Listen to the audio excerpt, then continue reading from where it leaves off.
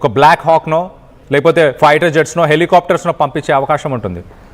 ఒకసారి incident details అన్నీ పూర్తిగా సిరీస్ ఆఫ్ ఈవెంట్స్ చెప్పే ప్రయత్నం చేస్తా. అఫీషియల్ స్టేట్మెంట్ ఇటు ఇస్లామిక్ రెవల్యూషనరీ గార్డ్స్ ఒక ఎయిర్ క్రాఫ్ట్ని ఎర్లీ మార్నింగ్ 2:50 AM అంటే సుమారు ఉదయం 3 గంటల సమయంలో ఒక ఎయిర్ క్రాఫ్ట్ని కూల్చేశాము. ఆ ఎయిర్ క్రాఫ్ట్కి సంబంధించి యుఎస్ ఎయిర్ ఫోర్స్కి సంబంధించిన Lakenheath squadron, a major US air force base located in United Kingdom. So యూకేలో ఉన్న ఎయిర్ బేస్కి సంబంధించిన ఒక ఫైటర్ జెట్ని కూల్చేశామంటూ ఇటు ఐఆర్జీసీ చెప్పుకొస్తుంది. అలాగే ఇది F-35 ఎయిర్ క్రాఫ్ట్ అని చెప్తున్నారు. ఇరాన్ ఇంకా ఏం చెప్తుందంటే ఈ $multi-million 5th జనరేషన్ జెట్ దాన్ని కూలగొట్టడానికి మోడర్న్ ఎయిర్ డిఫెన్స్ సిస్టాన్ని ఐఆర్జీసీ యూజ్ చేసిందని చెప్పుకొస్తున్నారు. ఏరోస్పేస్ ఫోర్స్ అంటూ కొత్త ఎయిర్ డిఫెన్స్ సిస్టాన్ని ఫ్రేమ్ చేశారు. ఇది ఒక మేజర్ విక్టరీ అమెరికాకు సంబంధించిన స్టెల్త్ టెక్నాలజీ పైన. అంటే రాడార్స్కి ఏమాత్రం చిక్కని ఒక ఫైటర్ జెట్ని కూల్చేయడం అనేది ఇరాన్ సాధించిన విజయం అని చెప్పొచ్చు ఒక రకంగా. ఇటు పైలట్ మరి బతుకున్నాడా చనిపోయాడా? పైలట్ అయితే మా దగ్గరే ఉన్నాడు ప్రస్తుతానికంటూ ఇటు ఐఆర్జీసీ చెప్పుకొచ్చే ప్రయత్నం చేస్తుంది. ఇటు టాస్నీమ్ అలాగే మెహర్కి సంబంధించిన కొన్ని న్యూస్ ఏజెన్సీస్ పైలట్ సక్సెస్ఫుల్గా ఇజెక్ట్ అయ్యాడు, బ్రతికే ఉన్నాడు, ఇరానియన్ టెరిటరీలో ల్యాండ్ అయ్యాడు. అలాగే అమెరికా ఒక సెర్చ్ అండ్ రెస్క్యూ ఆపరేషన్, ఆ పైలట్ని వెతికి వెనకకి తీసుకెళ్లే ప్రయత్నం అమెరికా కూడా చేసినట్టు తెలుస్తుంది. ఒక బ్లాక్ హాక్ హెలికాప్టర్స్ని అలాగే దాంతోపాటు C-130 Hercules transport air craft వీటన్నిటిని కూడా మోహరించింది. వాళ్ళని ఆ పైలట్ని వెనకకి తీసుకెళ్లే ప్రయత్నం చేసింది. దానికి సంబంధించిన విజువల్స్ని రైట్ సైడ్ బాక్స్లో మనం చూస్తున్నాము. ఇరానియన్ మీడియా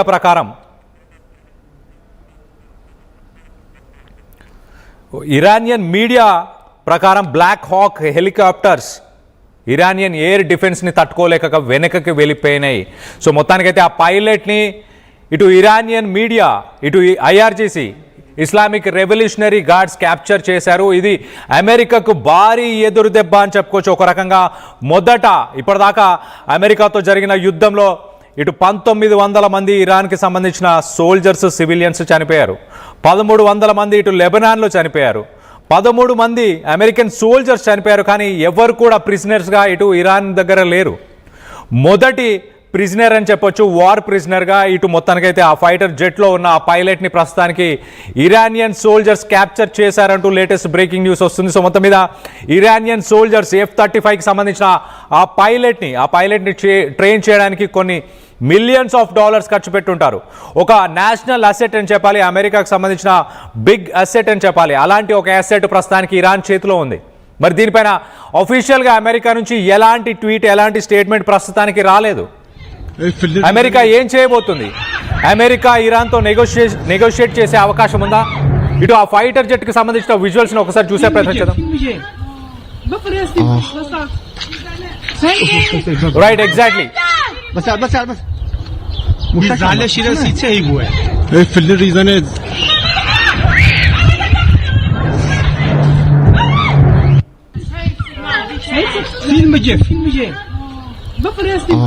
రైట్, ఆ ఫైటర్ జెట్ ఎక్కడైతే కుప్పకూలిపోయిందో దానికి సంబంధించిన విజువల్స్ ని చూస్తున్నాం. ఆ ఫైటర్ జెట్ కి సంబంధించిన శకలాలు, డెబ్రిస్, ఆ పార్ట్స్ పైన చాలా క్లియర్ గా యుఎస్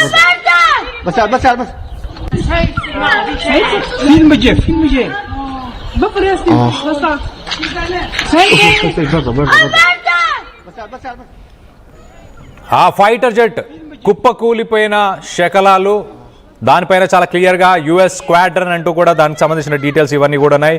ఇరాన్ కొత్త ఎయిర్ డిఫెన్స్ సిస్టాన్ని యూజ్ చేస్తుంది.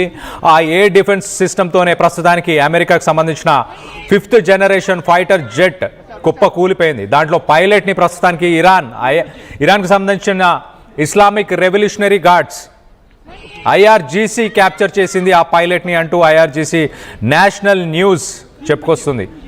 సో మొత్తం మీద అమెరికాకి భారీ ఎదురు దెబ్బ అని చెప్పొచ్చు. ఆ పైలట్ని మరి వెనకకు పంపించడానికి ఇరాన్తో నెగోషియేట్ చేస్తారా? ఆ పైలట్ని వెనకకు తీసుకెళ్లడానికి ఇటు సర్చ్ అండ్ రెస్క్యూ ఆపరేషన్ కూడా కండక్ట్ చేశారు. ఎర్లీ మార్నింగ్ అవర్స్లో బ్లాక్ హాక్ హెలికాప్టర్స్, దాంతోపాటు C-130 ట్రాన్స్పోర్ట్ ఎయిర్ క్రాఫ్ట్ వీటన్నిటిని కూడా యూజ్ చేసి ఆ పైలట్ని వెనకకు తీసుకెళ్లే ప్రయత్నం చేశారు, రెస్క్యూ చేసే ప్రయత్నం చేశారు. కానీ ఇరాన్ ఎయిర్ డిఫెన్స్ సిస్టమ్ తట్టుకోలేక అవన్నీ వెనకకు వెళ్ళిపోయినట్టు తెలుస్తుంది. మొత్తం మీద ఇటు వీడియో ఎవిడెన్స్ ఇరాన్లోని ఎన్నో ఛానల్స్లో కూడా ఆ వీడియోకి సంబంధించిన ఎవిడెన్సెస్, ఇటు అమెరికన్ బ్లాక్ హాక్ ఆ పైలట్ కోసం వెతుకుతున్న విజువల్స్ని ప్రస్తుతానికి ఇరాన్ సోషల్ మీడియాలో పోస్ట్ చేస్తున్నారు. F-35 సాధారణంగా ఒక 5th generation fighter jet, $multi-million, దాదాపు కొన్ని వేల కోట్లకు సంబంధించిన ఈ ఫైటర్ జెట్, ఫస్ట్ ఫైటర్ జెట్ని కూలగొట్టేశారు. అప్పుడే అది ప్రపంచంలో ఒక చర్చనీయాంశంగా మారింది. ఇప్పుడు సెకండ్ ఫైటర్ జెట్ అని చెప్పుకోవచ్చు. ఈ ఫైటర్ జెట్ కుప్ప కూలిపోవడం ఒక న్యూస్ అయితే, ఈ ఫైటర్ జెట్ కనుక రష్యా, చైనా, ఇరాన్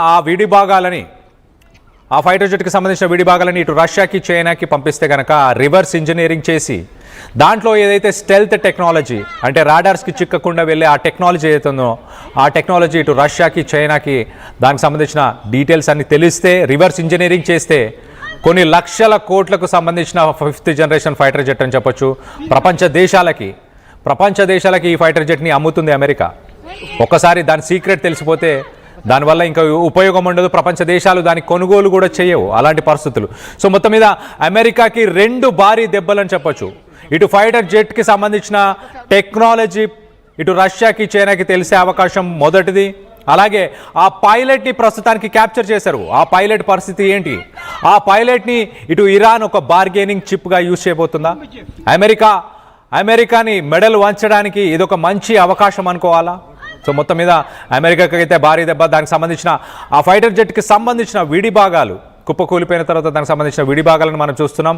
ఆ పైలట్ ఆ ఫ్లైట్ కుప్ప కూలిపోక ముందే ఆ ఫైటర్ జెట్లోంచి ఆ సీట్ ఇజెక్ట్ చేసుకొని ఒక్కసారిగా పారాషూట్స్ హెల్ప్తో మొత్తానికైతే తన కింద ల్యాండ్ అయినట్టు తెలుస్తుంది.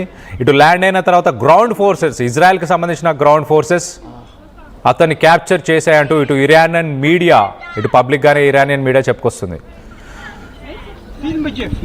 దీనికి సంబంధించి మీరేమనుకుంటున్నారు? అమెరికా ఇటు ట్రంప్ తన సోల్జర్స్ని, తన పైలట్స్ని వాళ్ళ ప్రాణాలతో చెలగాటమాడుతున్నాడా? ఇరాన్తో యుద్ధానికి వెళ్ళి వాళ్ళ ప్రాణాలని చెలగాటమాడి వాళ్ళ ప్రాణాలని ఇబ్బంది పెట్టే ప్రయత్నం చేస్తున్నాడా?